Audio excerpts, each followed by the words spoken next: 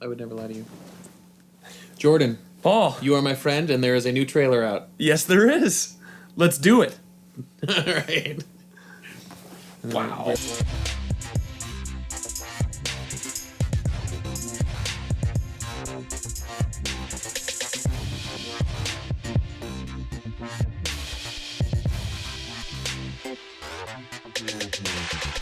Reckless, aggressive, and undisciplined. This is a rebellion, isn't it? I rebel.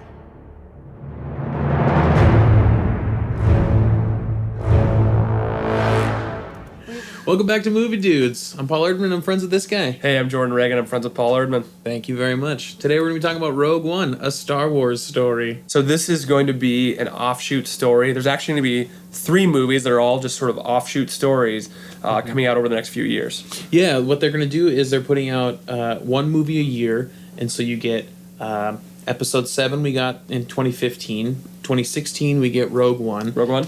Then 2017 we get Episode 8, and then after that is going to be the Han Solo movie. Yes. And they're going to keep going back and forth, which I think is great. One a year, beautiful. Do it till the day I die. I love it. Yeah, it's going to be perfect. So the director of this film is Gareth Edwards. Mm-hmm. Honestly, his only directorial claim to fame is Godzilla.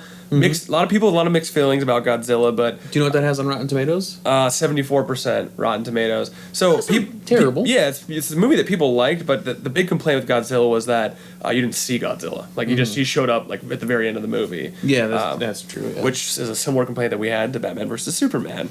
You know, Yeah. sort of the title track not really showing up until the end. But with that said, it seems like it should be. I mean, judging from this trailer, if that says anything, I mean, the movie looks awesome. I love how the trailer opened. Yes. I absolutely love just this, like the single melody played on the piano, Yes. soft, very reminiscent of the trailer of the Force Awakens trailer that dropped when you just saw Rey right away when it opened up. Yep. Same thing, except this time instead of seeing Rey, you're seeing Jyn Erso. Urso. Yep. Jyn Urso. Played by Felicity Jones. Beautiful And- angel. And she is a beautiful angel who we've seen her play in other movies. We have actually seen her most recently in Theory of Everything, playing Stephen Hawking's, I think, wife. Yeah. Yep. That I loved that movie. Yeah. That was such a good movie. So She was nominated for an Oscar for that one. Yeah, she was, and she's great casting choice. I mean, we're really excited to see her in this role. So you see her interact with the character of Mon Mothma, who's played by Genevieve O'Reilly. Which, to remind you, she played the young Mon Mothma in Revenge of the Sith, the 3rd episode of the prequels. Many Balthans died to bring us this information. Exactly, she was cast. How many well. people are going to die in this movie? Right? The producer on this movie is Kathleen Kennedy. Of course. And as Paul and I were talking beforehand, she is basically Lucasfilms now. She is Right. Commander-in-Chief. She is the president of Lucasfilms.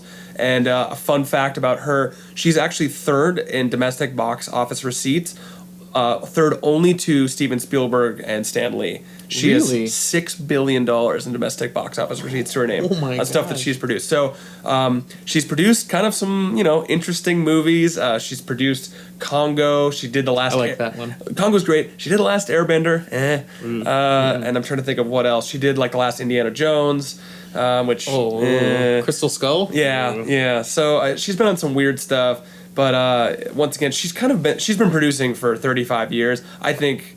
She's not someone that's gonna make this movie any worse, for sure. Oh, She definitely knows not. what she's doing. And I really enjoyed Force Awakens. It's really nice to see Forrest Whitaker in a sci-fi movie again.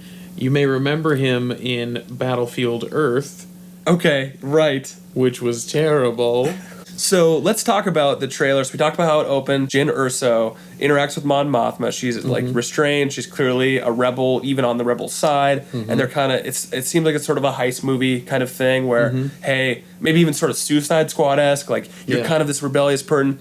We're gonna push you to do this incredibly dangerous mission that we have to learn about the Death Star. I'm gonna take a little speculative step here and say, I don't think Jyn Erso has any sort of force powers. It's unclear at this point, but it doesn't look like she does. But it's we will see if she's caught and turned, what that means for her, or what that means. Maybe they might interrelate that to the mainline story in some way. Well, that leads right into the speculation that I have going on.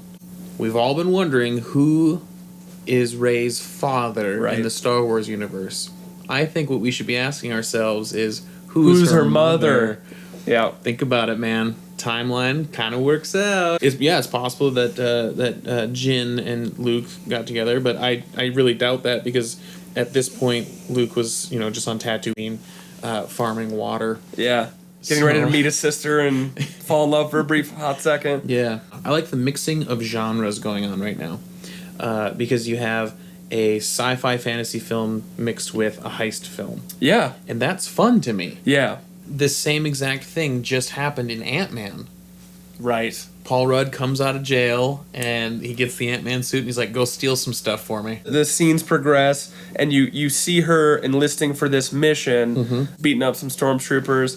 We get some new stormtroopers. It looks We like do. as well. Yeah. I think this film keeps entirely the authenticity of the original trilogy. However, I will say something that I've always thought has been lacking up until the 7th episode is using the technology and the CGI that we have now to just make it look better, even though it's authentic. I think this movie is really going to take this, kind of continue with this with the 7th episode. Even though this is technically a prequel, where the 3 prequels they failed was they used CGI for CGI's sake. Yeah. And it looks like with this one and with The Force Awakens, they used it the way it needs to be used, where it's a supplement to Story. a real set. Yeah. Exactly. The story stands in the front, and then everything else behind it just makes it easier to look at. It makes it more interesting for your eyes, but the story is what's supposed to pull you in. What was your favorite part from the trailer?